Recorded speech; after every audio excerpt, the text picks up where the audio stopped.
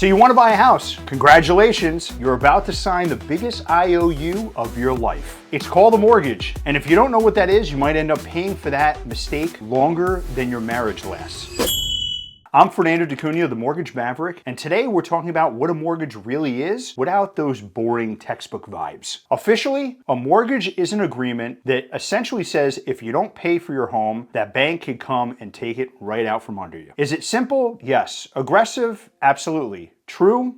100%. But here's the thing, mortgages aren't just debt. They're a tool that let regular people like you and I build wealth through real estate and obtain that real estate by financing it with money we may not have now, but could pay over time. So let's break it down simply into 7 things that you need to know before you buy your home. First up is the size of your loan. The bigger the home, the bigger the loan, the bigger the payments, and the more interest you pay. But here's the thing that most people don't realize. Your loan size also dictates what type of loan you will get. For example, if you're a veteran, you may qualify for a VA loan. Buying in the suburbs with low down payment, but not a veteran, maybe an FHA loan, a Federal Housing Administration loan is right for you. You could put as little as 3.5% down. Trying to flex with a $2 million mansion? Well, that's okay. We have a jumbo loan, a non-conforming loan that fits your budget. And listen, if you're trying to buy that $2 million house with $5 as a down payment, that's not a mortgage. That's called a GoFundMe. Number 2 is interest rates. Everyone stresses over interest rates. It's the first thing everyone asks me. What's the interest rate? What could I expect my rate to be? But here's the trap that most consumers don't realize. Most lenders that give you super low interest rates compared to where the market is usually means they're charging you something called discount points. Discount points is an additional fee that lenders could charge you, which is basically upfront interest that they collect from you to then give you a lower rate over time. So if you ever get quoted a seriously low interest rate compared to some other lenders or what you see on Google, just make sure you ask, what type of organ do I have to sell to get this great of a deal? Number 3 is closing costs. These are certain numbers that some lenders don't mention until you're sitting at the table writing checks, and that's usually the wrong time to find them out. Title insurance, state taxes, appraisal fees, underwriting and processing fees, they're all part of your closing costs, and it's very important that you find those out before you go house hunting to know what your budget truly is. And listen, here's an insider tip. Some lenders charge application or origination fees, and those are really just a nice way to say we can't think of another name to charge you more money to do your loan. Next up is APR, annual percentage rate. If interest rate is the selfie, APR is the tagged photo. APR is your base interest rate plus all the lender fees wrapped up into one tight little package. Number 5 is your fixed rate versus your adjustable rate. This is where a lot of clients become a little uneasy. Usually people want a fixed rate, but adjustable rate may fit your budget as well. Fixed rates mean your payments never change over the life of the loan. It's safe, boring, but it is popular. Adjustable rate mortgages, also known as ARMs, typically start with a lower interest rate and then adjust higher over time, but they could stay the same depending on the market. I have an adjustable rate mortgage for my current home, and it just made sense at the time. I was paying a lower payment, it made things a little more affordable, and I was also able to take that monthly payment savings and invest the money into mutual funds and other diversified portfolios and make money on my money. Number 6, your loan term. Loan term is super basic. It's how long you're going to be paying your loan for. 10 years, 15 years, 20 years, 30 years. There are even some payment options up to a 40-year mortgage. It's a long time. Most people pick a 30-year loan because of the payment. The payment is a little more palatable based on their specific budget at the time they buy their home. Here's my twist. I always recommend taking the longer loan term, especially if there is no prepayment penalty, because you could always pay extra and remove that additional interest whenever you like. I call that being your own banker. Because you can't call your lender and say, hey, do you mind if I pay less this month because Netflix just raised their prices? Not happening. Number 7 and the final one is your loan risk features. What is there to be risky about your loan? You could potentially have something called a balloon payment. Most people have never heard of this term. A balloon payment is when you have a specific payment for a set period of time, and then at the end of that period of time, you owe that full loan amount to the lender. So let's say you have payments for 10 years and you pay the same every month for 10 years, and then after 10 years, that balloon payment is due, and whatever you owe left on your mortgage, you got to write a fat check. Prepayment penalties. They're highly uncommon when it comes to residential loans, but But prepayment penalties can be enforced where if you pay the loan off or pay extra during a specific year, you will be penalized by an additional fee when you go to pay off your loan or at the time you make that extra payment. Interest-only loans. Really a great option if you're buying a more expensive home because it will keep your monthly payment as low as possible. The negative thing is you're not building equity in the home. So if you buy a home for $1 million